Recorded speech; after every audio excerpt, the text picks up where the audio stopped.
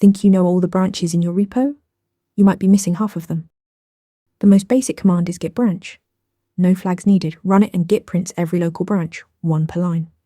The branch you are currently on is marked with an asterisk and shown in green. So if you see star main, you're on main. This covers local branches only, the ones that exist on your machine. To see remote tracking branches, add the -r flag, git branch -r.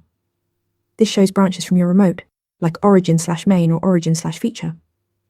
But here is the catch. These are cached locally. If teammates push new branches recently, you will not see them until you run git fetch first.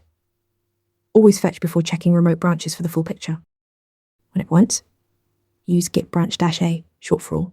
It combines both local branches and remote tracking branches in a single list. Remote branches appear prefixed with remote/origin. This is your go-to command when you need a complete view of all branches across the project.